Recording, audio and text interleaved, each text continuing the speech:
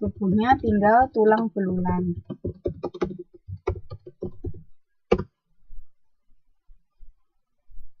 Nah, seperti itu namanya gaya bahasa. Jadi gaya bahasanya itu dia merendah. Ada juga gaya bahasa yang meninggi. Nah, itu tergantung sama si pembuatnya puisi ini.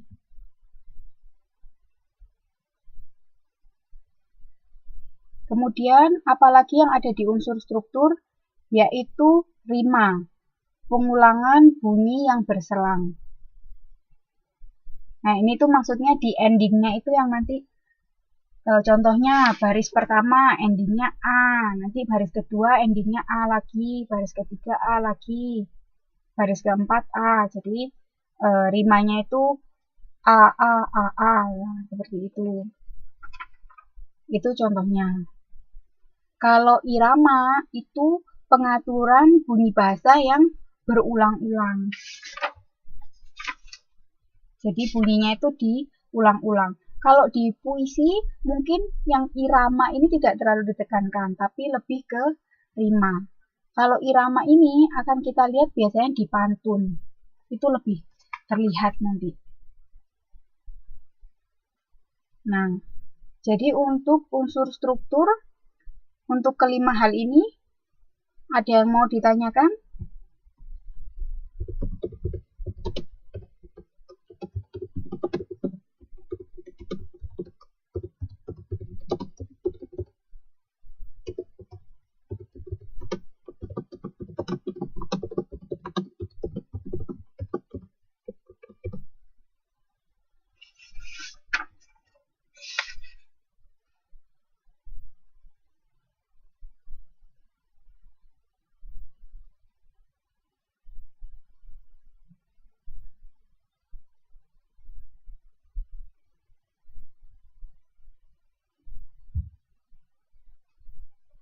Suara saya kedengeran ya?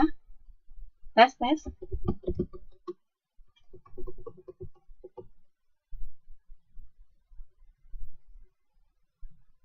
Oke, imaji.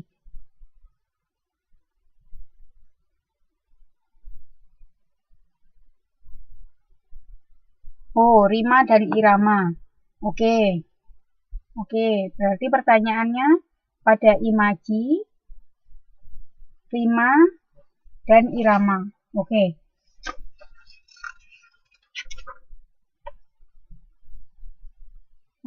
Akan kita langsung jawab sekalian prakteknya. Nah, ini contohnya puisi. Kita akan jawab sekaligus praktek ya.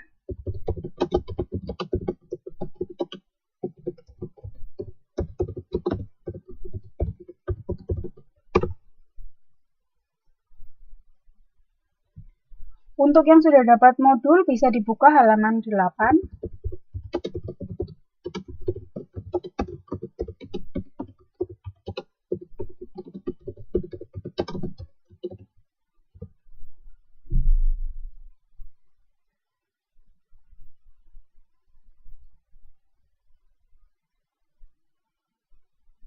Halaman 8. Nah, di situ ada suatu puisi judulnya Malam Lailatul Qadar karya Ajib Rosidi. Ya, ini puisinya yang saya tampilkan di slide ini sama yang seperti yang di halaman 8 itu. Jadi dia bercerita, pada malam Lailatul Qadar, adakah dialaminya peristiwa yang mengguncang perasaan dalam cahaya 1000 bulan. Nah, kayak gini. Nah, dia ini berimajinasi apakah ada peristiwa yang spesial di malam Lailatul Qadar itu atau malam 1000 bulan.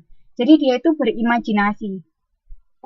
Ada nggak sih? Nah, terus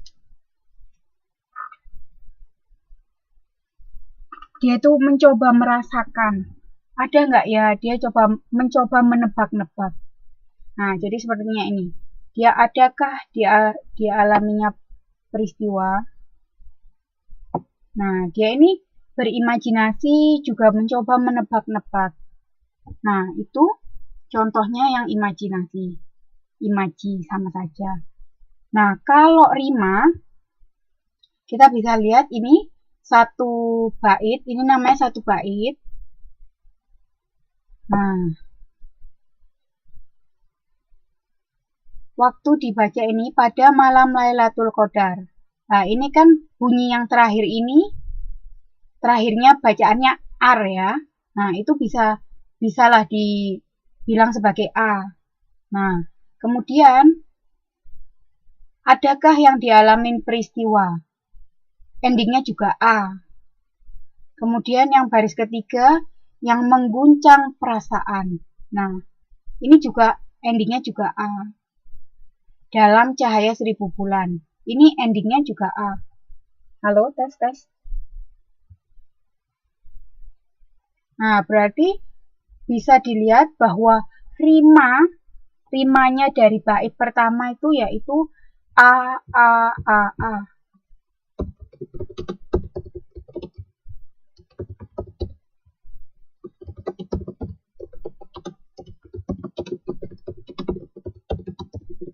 Bait pertama adalah a.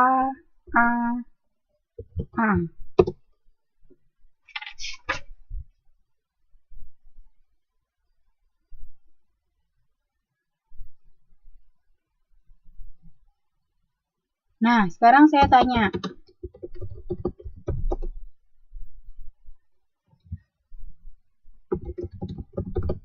Kalau yang bait kedua, kira-kira itu rimanya apa ya?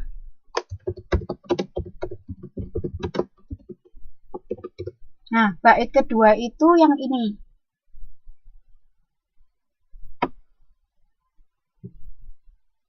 Yang telah lama dicarinya. Sesuatu yang memberi makna. Agar hidup yang selalu sendiri benar-benar punya arti. Nah, itu. Coba yang bait kedua ini. Kira-kira apa ya rimanya? Oh, ada yang jawab A-A-I-I. Oke. 3 orang jawab A-A-I-I. Oke, benar. Tapi, bisa dibilang seperti itu. Tapi sebenarnya kita jangan bilang A-A-I-I. Jangan literally, jangan ini ya, jangan langsung huruf vokalnya. Tapi yang benar itu A-A, B. Nah, seperti itu. B-nya ini itu bukan berarti huruf B, betulan B, tapi hanya maknanya saja. Jadi baris pertama sama dengan baris kedua, baris ketiga sama dengan baris keempat. Jadi ini A, yang ini B, seperti itu. Oke? Seperti kayak pantun itu loh. Kan bilangnya pantunnya itu rimanya A B.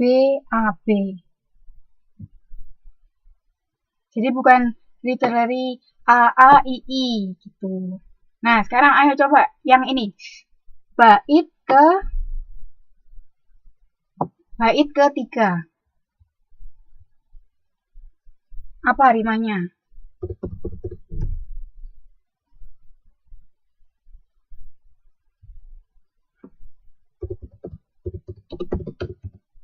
Untuk bait ketiga,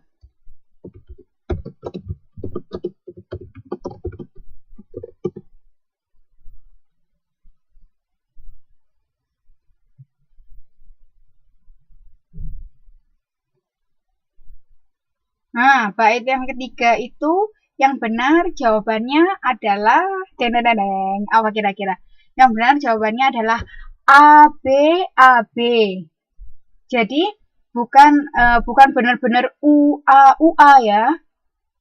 Yang benar itu kan hanya membicarakan bahwa baris pertama ini berbeda dengan baris kedua. Namun ternyata baris pertama sama dengan baris ketiga.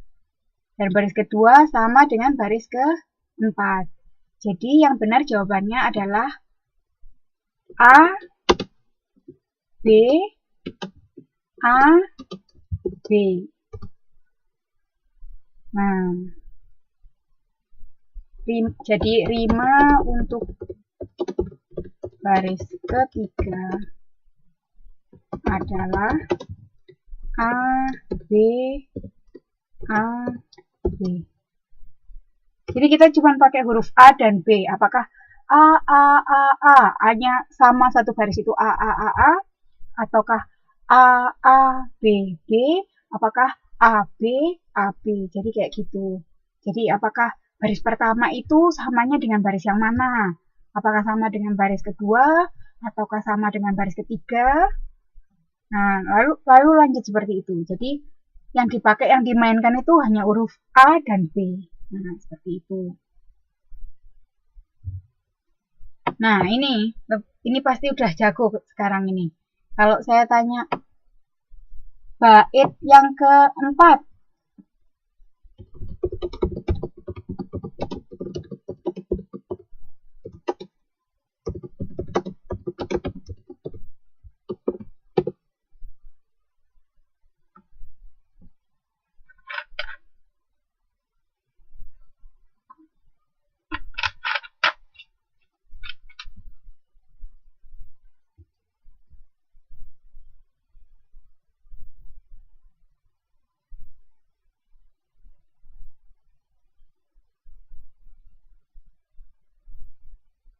oke, kebanyakan sudah jawab benar ya.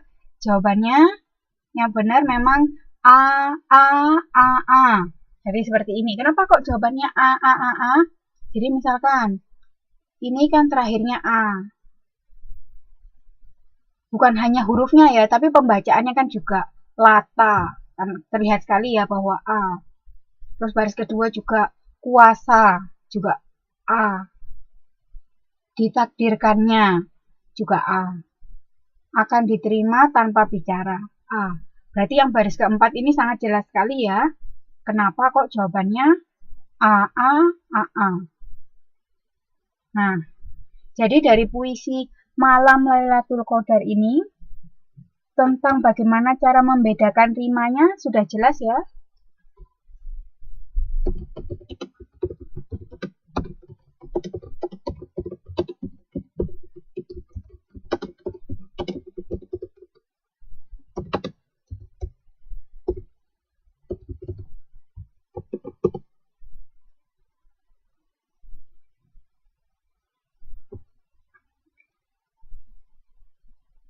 Jadi sekedar mengulangi saja, tadi bait pertama ini adalah walaupun tidak serta-merta ini terakhirnya A, tapi hurufnya R, tapi kan cara membacanya A. Jadi Lailatul Qadar A.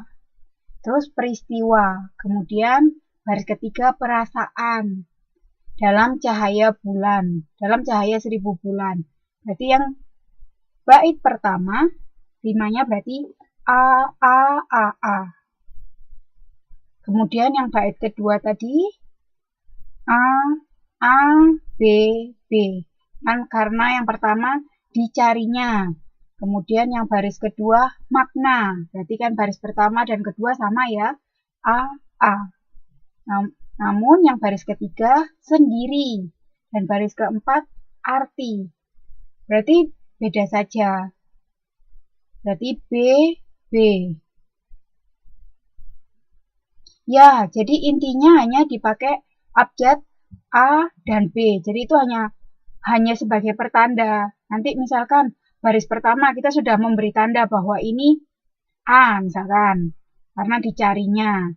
Terus baris kedua kita membaca makna. Oh berarti sama seperti yang baris pertama, berarti juga A. Berarti baris pertama A, baris kedua A.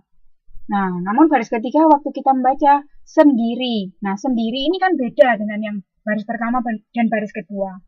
Berarti kita cari abjad lainnya. B kita pasang. Kemudian kita baca lagi yang baris keempat. Arti. Oh, berarti baris keempat ini sama dengan baris yang ketiga. Berarti B juga. Berarti A, B. Nah, seperti itu. Nah, ini juga yang bait ketiga. Membacanya kan ibu. Oh, belakangnya